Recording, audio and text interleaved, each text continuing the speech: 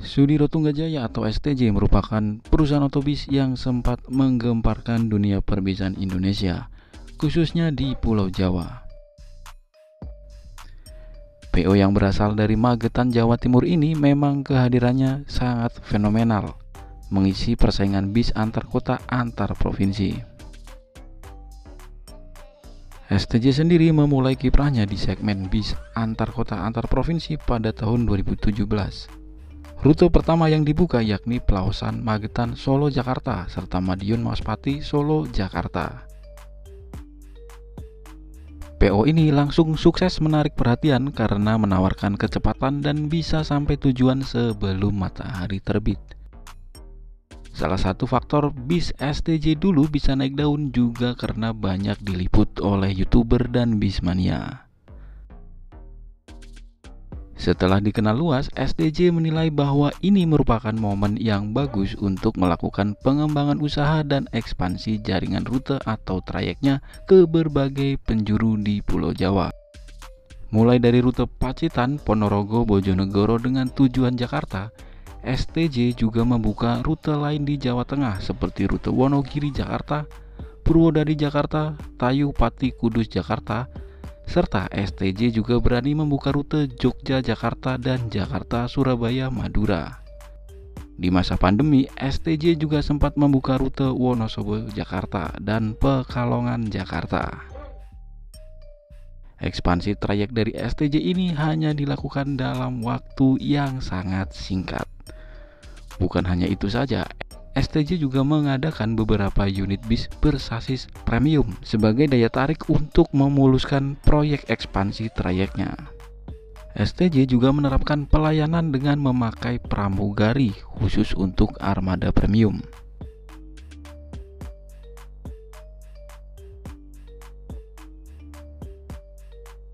STJ yang merupakan PO muda bisa punya jangkauan trayek sebanyak itu dalam waktu yang sangat singkat. Apakah itu sebuah pencapaian atau ini adalah awal dari keterpurukan? Dan nyatanya tak lama setelah ekspansi besar-besaran dilakukan, satu persatu rute atau trayek yang digarap STJ pun mulai berguguran. STJ pamit undur diri dari persaingan di trayek-trayek tadi. Setelah 7 tahun kiprahnya melayani rute bis menuju Jakarta, perlahan pamor STJ malah semakin meredup. Rutenya pun kini banyak yang ditutup. Rute yang tersisa adalah Ponorogo, Madiun, Magetan menuju ke Jabodetabek. Kini manajemen fokus ke layanan Patas Jatimnya dan bis pariwisata yakni Agam Tunggajaya.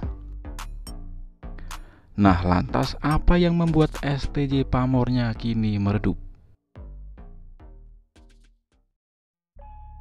Yang pertama, terlalu terburu-buru membuka banyak trayek. Bagi PO bis yang baru merintis, membuka banyak trayek itu sangat-sangat tidak efisien. Perlu digarisbawahi bagi PO yang baru merintis. Merintis perusahaan harusnya melakukan intensifikasi dulu atau memaksimalkan yang sudah ada. Sementara yang dilakukan STJ adalah ekstensifikasi atau melebarkan sayap padahal pondasinya belum kuat. Stigma bis banter yang viral langsung membuat manajemen melakukan pelebaran sayap buka trayek sana-sini dengan membeli bis bersasis premium. Ya rame sih, tapi sekedar rame di awal saja. Lambat laun penumpang merasakan penurunan kualitas layanan karena emang gak ada standar yang jelas dari perusahaan. Yang kedua, manajemen belum siap.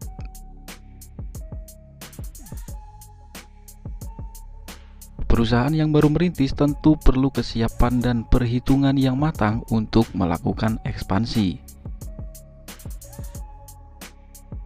Sempat membuka banyak rute di berbagai daerah, manajemen STJ sendiri bisa dibilang belum siap.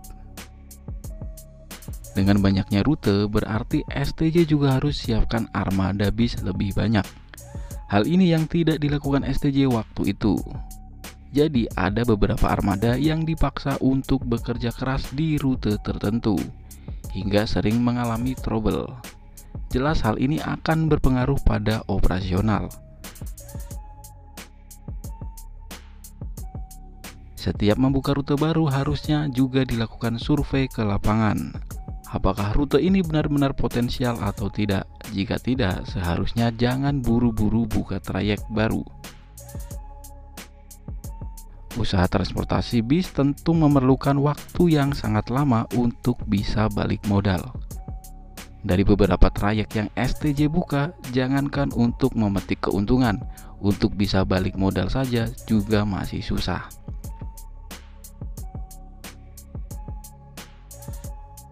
Yang ketiga, terlalu memaksakan membeli bis bersasis premium. Sebagai PO bis yang baru terjun di rute Jakartaan, harusnya tidak memaksakan beli bis bersasis premium. Karena perawatan armada premium tidak sembarangan dan juga spare part-nya yang cukup mahal. Entah ini memang sudah diperhitungkan dulu sebelumnya oleh manajemen atau hanya beli bis premium untuk sekedar memenuhi permintaan mania saja yang tidak tahu kondisi lapangan. Karena kita tahu sendiri saat itu PO STJ sangat populer di jagat dunia maya. Banyak fans atau penggemarnya di medsos. Tentunya di medsos sama realita di lapangan akan sangat berbeda. Terlebih kebutuhan bis premium di STJ juga tidak terlalu diperlukan. Karena STJ belum memiliki segmentasi pasar untuk para penumpang bis premiumnya. Beda dengan Rosalia Indah yang telah membangun segmentasi pasar untuk bis premiumnya.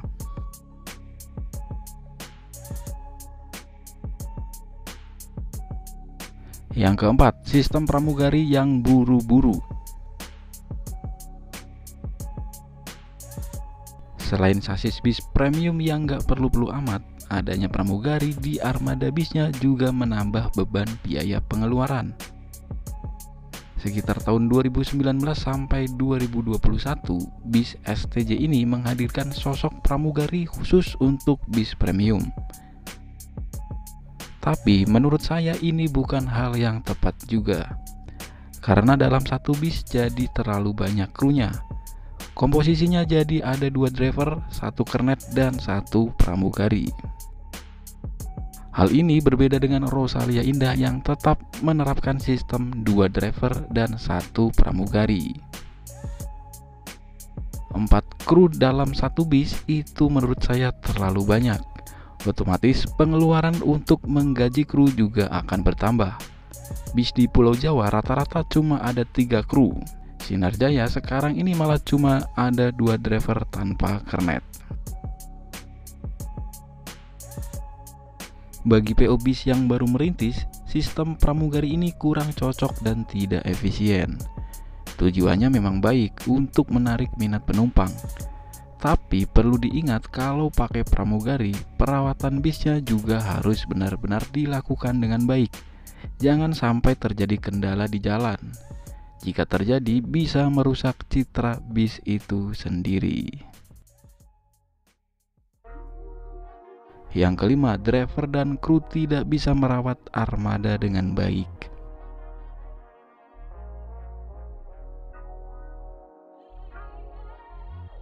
Salah satu variabel redupnya STJ adalah karena banyaknya armada yang rusak. Bahkan pada saat sedang beroperasi mengangkut penumpang, banyak yang mengalami trouble di jalan.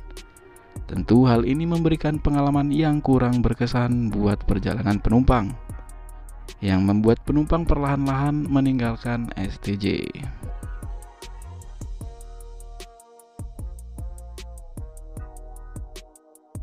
Seringnya dipacu hingga speedometer mentok dan pembawaan driver yang ugal-ugalan membuat armada cepat mengalami kerusakan. Banyaknya armada yang rusak juga menambah beban perusahaan untuk biaya perbaikan.